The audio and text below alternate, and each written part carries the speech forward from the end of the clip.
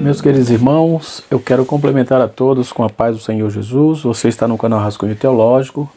Eu sou o pastor Edivaldo Pereira e nós estaremos dando continuidade à nossa série de estudos sobre o Pentateuco. Hoje estaremos falando especificamente sobre o livro de Êxodo. Nós falamos do livro de Gênesis, como falamos, é um panorama, né? Passar por cima e tal. E agora vamos trabalhar a questão do Êxodo, né? Quero louvar a Deus pela vida aqui do irmão Almi Gomes, que deixou uma pergunta lá, nós respondemos na medida do possível, falando sobre a tradição que implica nos capítulo 1, capítulo 2 e capítulo 3 do Gênesis, a tradição dos nomes Elohim e o nome Yahvé, né? Isso vai implicar bastante nas questões da tradição daqueles dias, né? Tradição da escrita, tradição oral e etc, né? O Deus dos Semitas aqui vai trazer uma resposta interessante, que é um livro do João Evangelista Martim Terra. Ele vai trazer essas nomenclaturas e todas as suas tradições possíveis e nós respondemos na medida do possível. Deus abençoe, irmão Almir, espero poder ter respondido à altura e a contento, tá certo? Muito bem, hoje nós estaremos comentando sobre o livro de Êxodo, ok? Vamos estar falando um pouco sobre o livro de Êxodo, onde estaremos trabalhando aqui algumas curiosidades e particularidades, um esboço do livro do Êxodo, né? Todos nós sabemos, de comum acordo, que Êxodo significa saída, né? O Êxodo ele segue um relato de todo um processo de cumprimento da promessa de Deus a Abraão, no sentido de abençoar o povo. Como eu já disse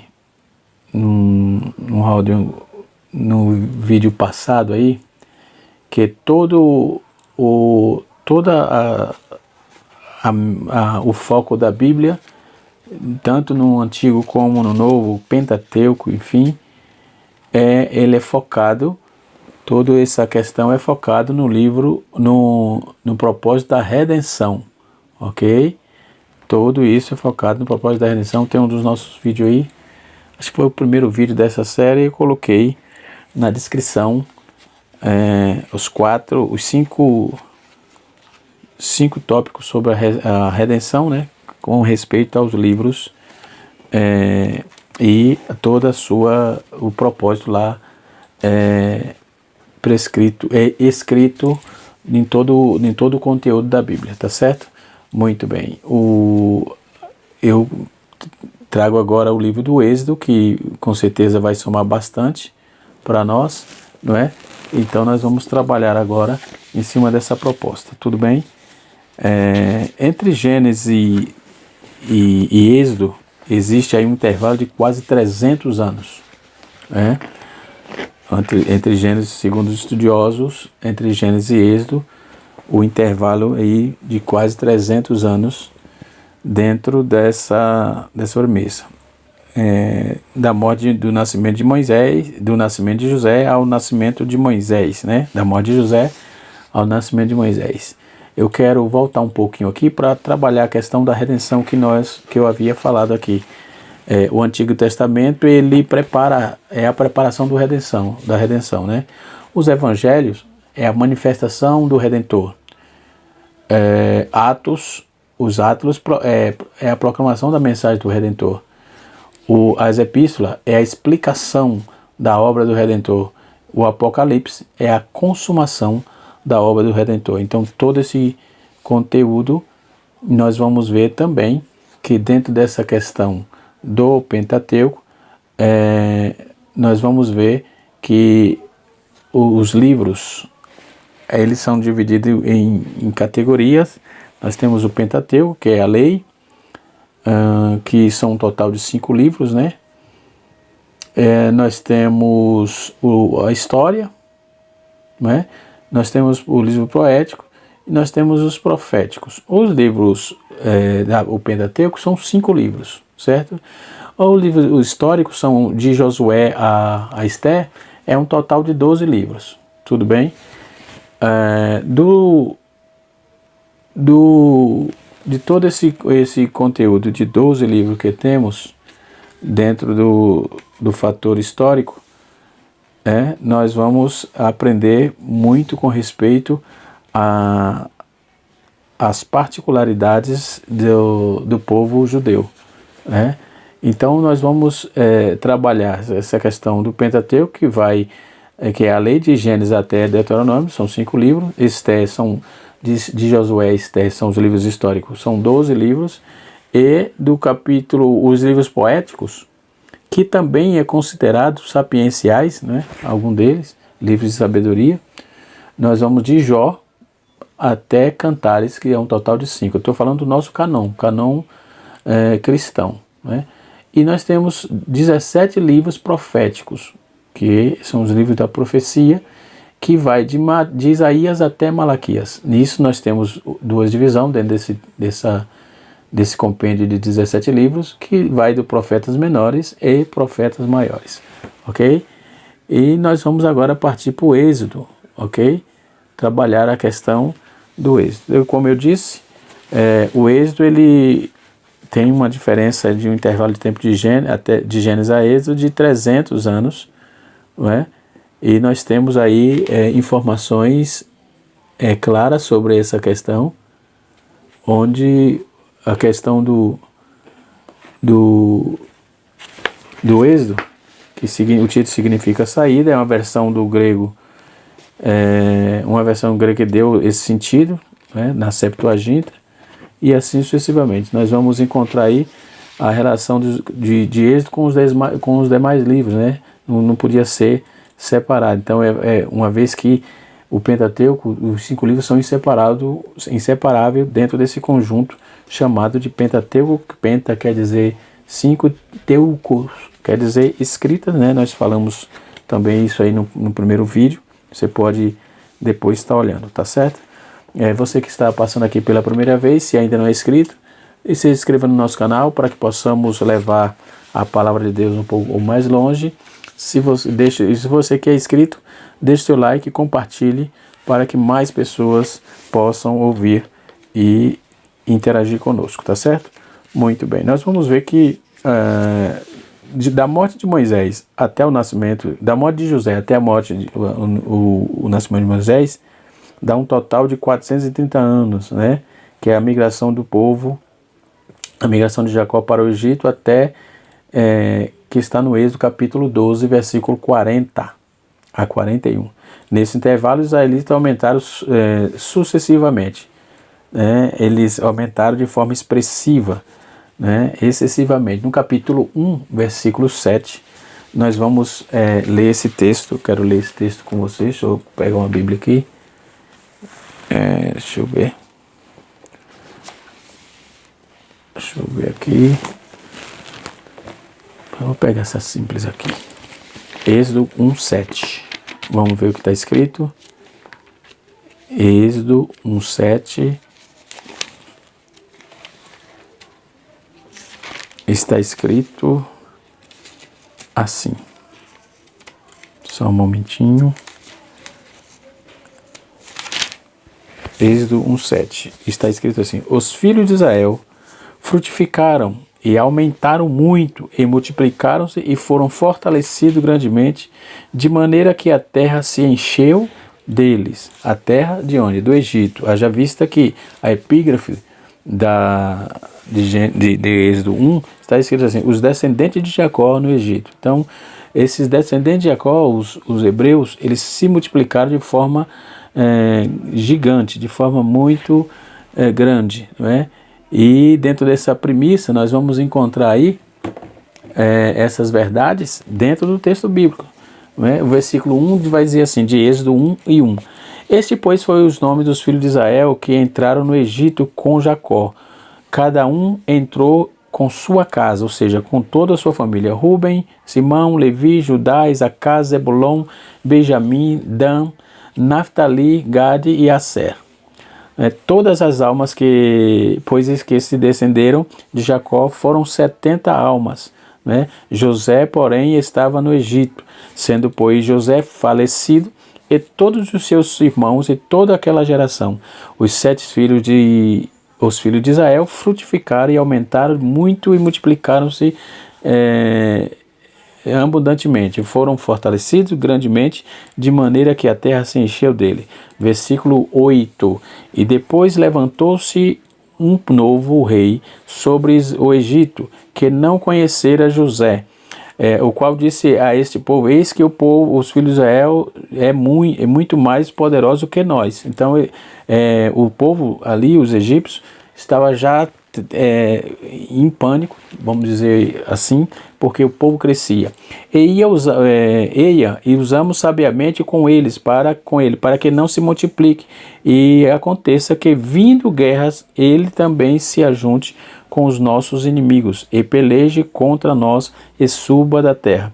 O Egito puseram-se sobre eles maiorais de tributos, para afligirem com suas cargas, e edificaram a Faraó cidade de tesouro, Pitom e Ramsés, que esse Ramsés veio a ser também um faraó, Faraó é um título, ok? Já falamos também no vídeo anterior, você pode observar, tá certo? Então vamos lá. Dentro dessa questão, o livro do Êxodo tem algumas implicações, e nós estamos trazendo aqui de forma que vamos entender isso aqui. Os egípcios, por meio dos seus deuses, a saber, Osíris, que simbolizavam a sentença, essa esperança, no caso, simbolizava essa esperança, em sua pessoa levava-se uma vida boa, e poderia suscitar, mas primeiro teria de ser julgado no tribunal do mundo subterrâneo. Os sacerdotes embalsamavam por um processo complicado de cadáver, porque eles estavam tendo dificuldade ali, Então esses 400 anos, esse período de 400 anos que os hebreus viveram ali, nós poderíamos, se eu tivesse trabalhando na história dos hebreus, poderíamos usar aqui Israel, Podemos usar aqui a história de Israel, de Samuel Schurz. Poderíamos também trabalhar a história bíblica de Israel, Poderemos também usar a arqueologia de Israel, que é muito boa também, um material excepcional, e temos outros materiais aqui que não convém agora tratar isso aí. Nós estamos falando de Êxodo. A data do que data o livro do Êxodo? Qual é a datação do livro do Êxodo? Não há dúvida alguma de que os israelitas saíram do Egito por um lapso, compreendendo aí nos idos de 1450 a 1220 a.C., Então Israel já estava radicado em Canaã em 1220, então aí já há uma discrepância em datação. Como eu sempre falo nos meus vídeos, datação nunca é precisa, Nós colocamos, sempre falamos e aprendemos também assim, de forma aproximada, ok? Então é uma aproximação, por volta, mais ou menos, sempre você vai ver isso, Mas naquele período, mais por um monumento levantado pelo faraó Merepta, que fez alusão aí a combate entre os egípcios e os israelitas na Palestina naqueles dias. Não obstante, faltam evidências conclusivas para trazer a questão da datação precisa do livro do Êxodo, E assim sucessivamente, da escrita, quando foi escrito isso, Então há duas opiniões principais com respeito a essa questão. De acordo com a primeira, o Êxodo dataria assim mais ou menos por volta de 1400 anos antes de Cristo, Essa é uma posição. A segunda opinião ocorre quando o rei Ramsés II, entre 1260 a 1240 a.C., se a data anterior é correta, a Tutmés. Tutmés também era um faraó, ok? Então, o grande conquistador e construtor foi o opressor de Israel. O nome desse camarada era Amenhotep, Amenhotep II, que foi o faraó do Egito. Essa posição também se diverge bastante. Uns falam que foi Ramsés II, outros falam que foi Tutmoses, E outros falam também que foi Amenhotep, Amenhotep II. Então não se bate o martelo. Várias obras que eu já li, que eu já estudei, tem divergência com respeito a essa questão. Quem foi o faraó do Êxodo, né? Do período do Êxodo, quem foi ele? Então, o sucessor de Amenhotep II não foi o filho primogênito dele, né? O fato é que concordaria com a morte do primogênito de Faraó no Egito, que foi aquela carnificina, aquela morte dos primogênitos que Deus fez. Quem não passasse o sangue do cordeiro na porta seria aí o anjo do Senhor, que é o anjo da morte, por que não dizer, né? Passou ali e aconteceu aquilo que nós sabemos que matou os primogênitos, né? Então há também uma possibilidade que isso possa ter acontecido, por isso que ele não indicou, Amenhotep não indicou o seu filho, né? Isso são possibilidades e há documentos para isso e precisamos nos abrir aqui. Depois disso vai ser mencionado como um tal de Rabiru nos documentos históricos. Todos outros não são senão os hebreus, né? sobre Josué, que invadiram a terra da Palestina, a mais famosa carta de Hamama, no caso, Hamarna, escrita pelo chefe da cidade-estado, que era, no caso, Canaã, que era dirigido aos faraós Amenhotep III e Amenhotep IV no século XIV, né? Antes de Cristo, obviamente, a indicação de que a Palestina já estava ali, já estava em perigo, e assim sucessivamente. Então, qual é o assunto principal do livro do Êxodo? O assunto principal do livro do Êxodo define Deus redime o seu povo e o transforma em uma nação. Conforme eu disse, toda a Bíblia ela pauta em cima da redenção e do Redentor. O Redentor e a redenção e o Redentor e vice-versa, né?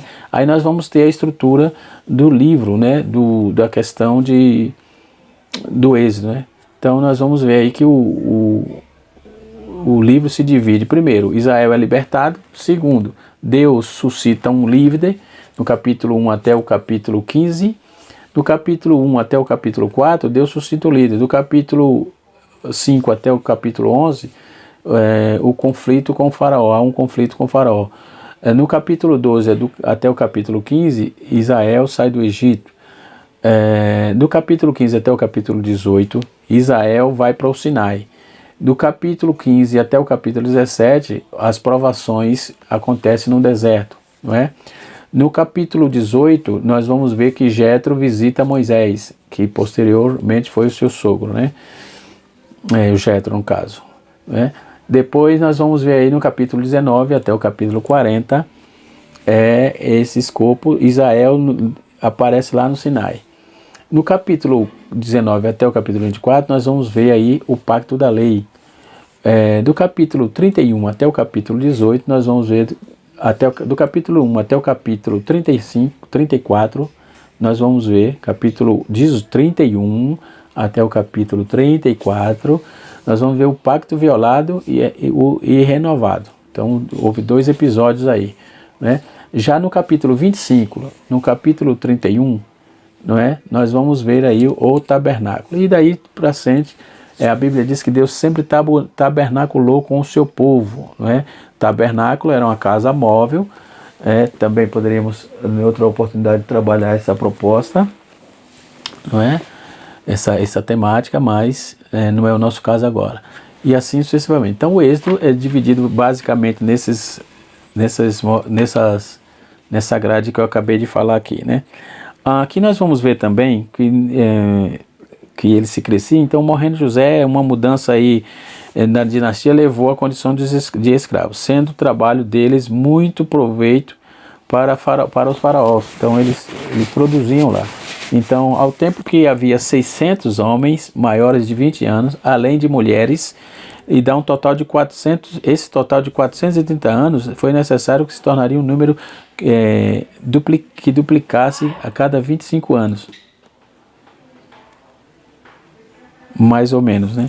Que seria fácil. Então, o aumento da população da antiga União Soviética em 400 anos, então de quase zero, 200 milhões de pessoas. A Bíblia vai dizer que eles estavam em 3 milhões de pessoas aqui, está escrito aqui, até as mulheres e crianças, né?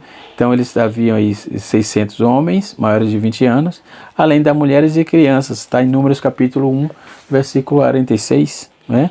O que daria um total de aproximadamente 3 milhões de pessoas. Para as 70 pessoas que alcançaram esse total, nesse período de 430 anos, eles cresceram de forma avassaladora, de forma muito grande, não é?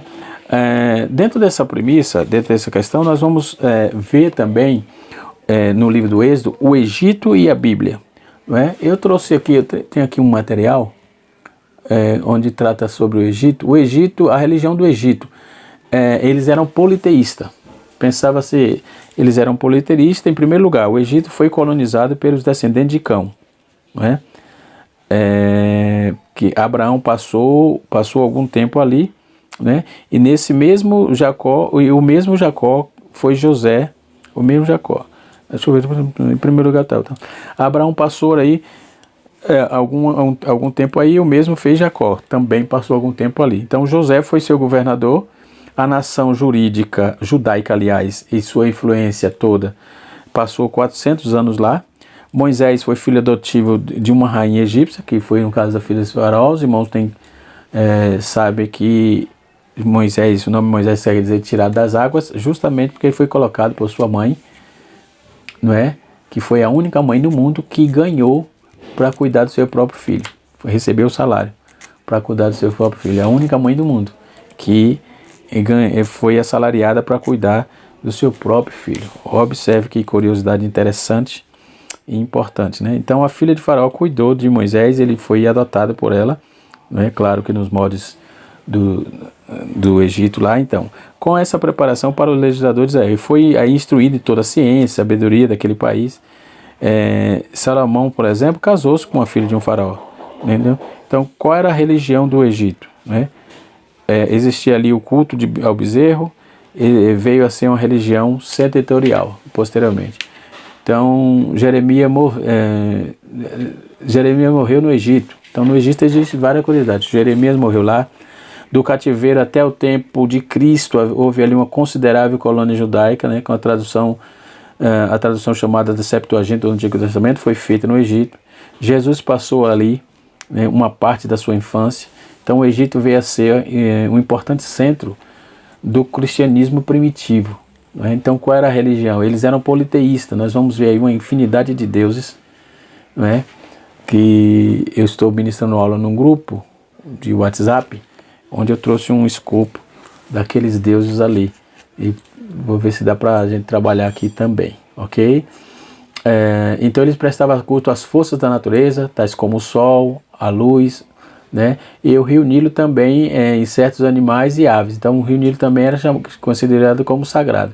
Então decifrava os animais como touro, gado, crocodilo, a rã, a serpente, né? Então por seu turno aí, cada deus tinha uma função, né? Os egípcios atribuíam aos seus deuses a fertilidade da terra e dos animais a vitória e a derrota na guerra. Então as enchentes do Nilo, por exemplo, alguns desses deuses foram elevados a proeminência nacional por meio de decretos de Estado. O deus Horus, por exemplo, com a cabeça de falcão, foi constituído aí como deus do sol, né? Constituído como deus do Estado, no caso. Já nos albores da história egípcia, a quinta dinastia apoiava o culto do deus solar, chamado Ra, né? Cujo centro da adoração foi em Heliópolis, né? O On, no caso. Então Amon por pouco foi aí a quinta, foi constituído o deus também nacional Amon durante o reino Médio e o reino Novo, né? Então essa divindade foram aí constituída de magníficos templos em Karkeme, Karnak no caso, e Luxor, né? E todavia aí essa regra geral, o povo comum não prestava aí culto a seus deuses nacionais, não prestava culto aos deuses nacionais, mas adorava os deuses locais, né? Os deuses locais tinha proeminência muito forte. Nós vamos ver aqui que um arqueólogo chamado Sir Philandes Petrie, ele era um arqueólogo, foi um famoso arqueólogo egípcio. Ele disse que a religião oficial do Egito foi monoteísta. Eu não concordo, não, né? Mas, contudo, esses deuses que surgiram é porque eram deuses locais, né? Cada um tinha. Então, é melhor ficar com a ideia de que eles eram politeístas, né? Então, o arqueólogo aqui, ele aponta em alguns documentos que eu tenho aqui em mãos, que eles eram, os egípcios, a religião egípcia era monoteísta, não é? Mas com esse tanto de Deus que eu vou citar aqui agora, vemos que está fora do contexto, né? Então, contudo, antes de alvorecer um período histórico, uma religião desenvolve-se na qual cada tribo tinha um Deus, tinha o seu próprio Deus, né? Que era representado por um animal. Ptah, quer dizer Apis, foi divindade de Mênfis, um estado, né? Representado aí por um touro. Amon é deus de Tebas, que era representado por um carneiro.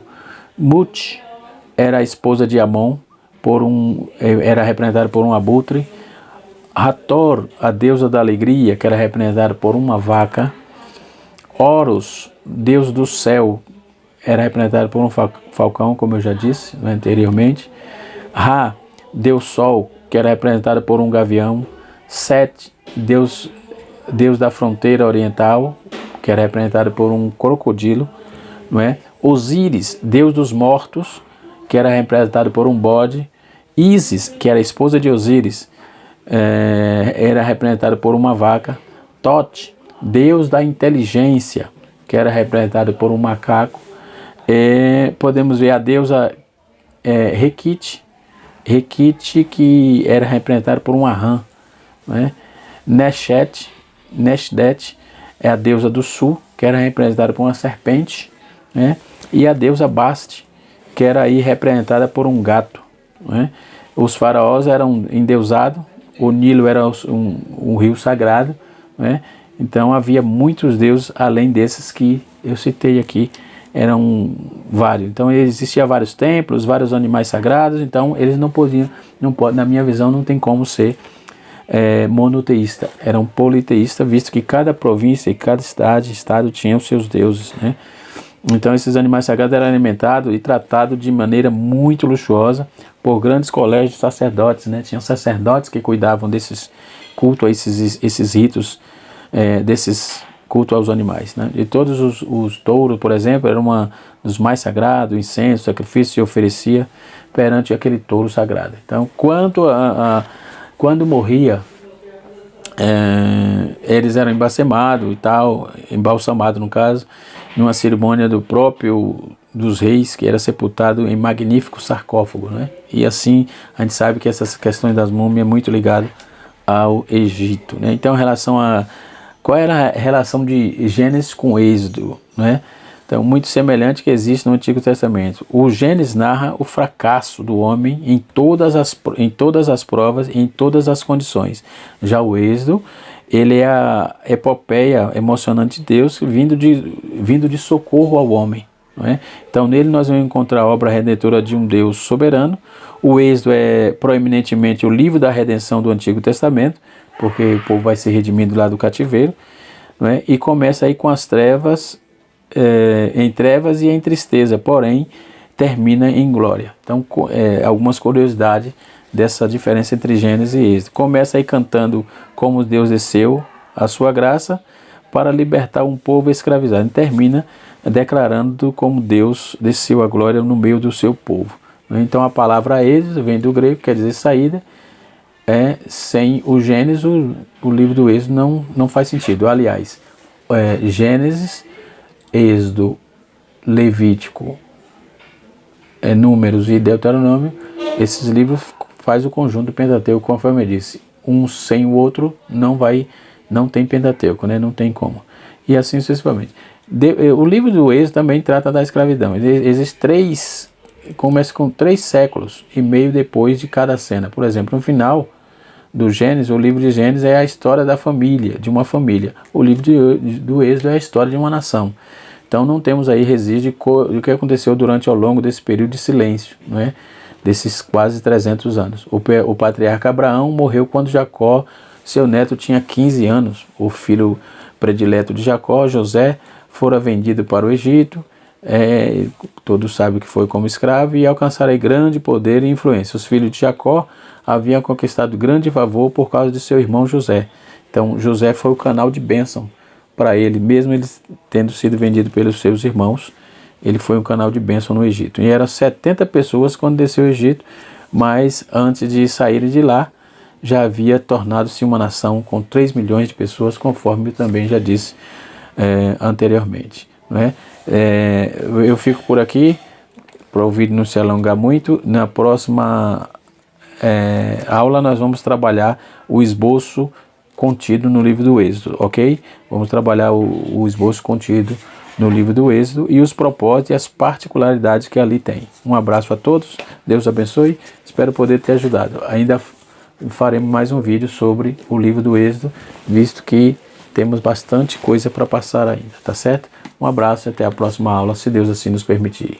Canal Rascunho Teológico, ensinando para transformar vidas.